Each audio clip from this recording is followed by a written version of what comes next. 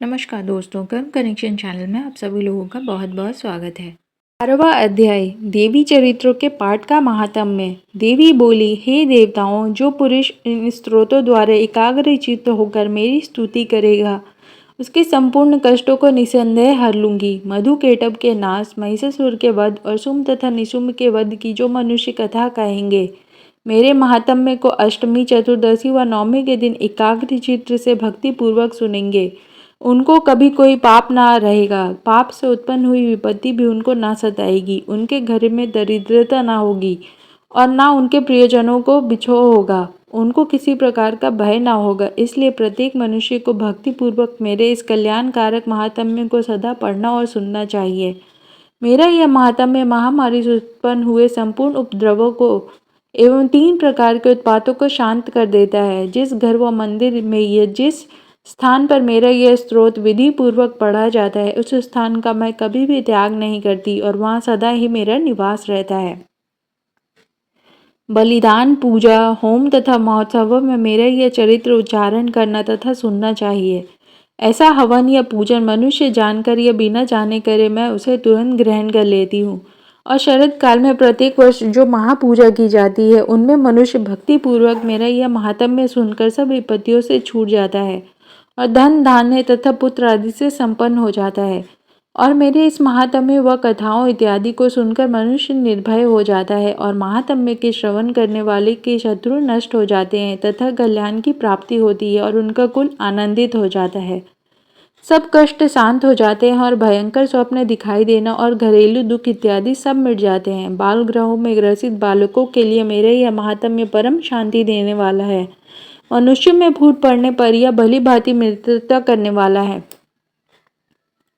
मेरा यह महात्म्य मनुष्यों को मेरी जैसी सामर्थ्य की प्राप्ति करवाने वाला है। पशु, पुष्प, अर्ध, धूप, गंध, दीपक इत्यादि सामग्रियों द्वारा पूजन करने से, ब्राह्मण को भोजन करा के, हवन करके, प्रतिदिन अभिषेक करके, नाना प्रकार के भोगों को अर्पण करके और प्रत्येक वर्ष दान इत्यादि करके जो मेरी आराधना की जाती है और उससे मैं जैसे प्रसन्न हो जाती हूँ, वैसी प्रसन्न मैं इस चरित्र के सुनने से हो जाती हूँ। यह महात्म्य श्रवण करने पर पापों को हर लेता है तथा आरोग्य प्रदान करता है। मेरे प्रादुर्भाव का कीर्तन दुष्ट प्राणियों से रक्षा करने वाला है। युद्ध में दुष्ट दैत्यों का संहार करने वाला है। इसके सुनने से मनुष्य को शत्रुओं का भय नहीं रहता। हे देवताओं, तुमने जो मेरी स्तुति की है अथवा ब्रह्मा जी ने जो मेरी स्तुति की है, वह मनुष्य को कल्याणमय बुद्धि प्रदान करने वाली है।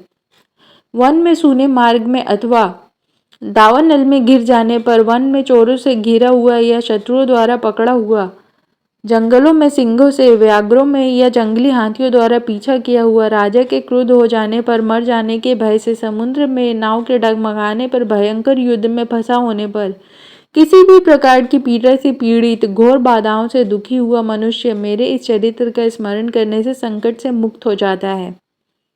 मेरे प्रभाव से सिंह, चोर या शत्रु इत्यादि दूर भाग जाते हैं और पास नहीं आते। महर्षि ने कहा, प्रचंड पराक्रम वाली भगवती चांडिका यह कहने के पश्चात सब देवताओं के देखते ही देखते अंत ध्यान हो गई और संपूर्ण देवता अपने शत्रुओं के मार जाने पर पहले की तरह यज्ञ भाग का उपभोग करने लगे और अपने अधिकार फिर से प्राप्त हो गए तथा युद्ध में देवताओं के शत्रुओं शुंभ और निशुंभ के देवी के हाथों के मारे जाने पर बाकी बचे हुए राक्षस पाताल को चले गए। हे राजन, इस प्रकार भगवती अंबिका नित्य होती हुई भी बार बार प्रकट होकर इस जगत का पालन करती है, इसको मोहित करती है, जन्म देती है और प्रार्थना करने पर समृद्धि प्रदान करती है।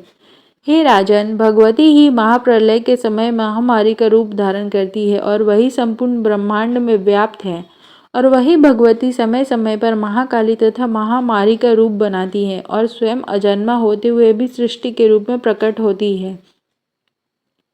वह सनातनी देवी प्राणियों का पालन करती है और वही मनुष्य के अभ्युदय के समय घर में लक्ष्मी का रूप बनाकर स्थित हो जाती है तथा अभाव के समय दरिद्रता बनकर विनाश का कारण बन जाती है।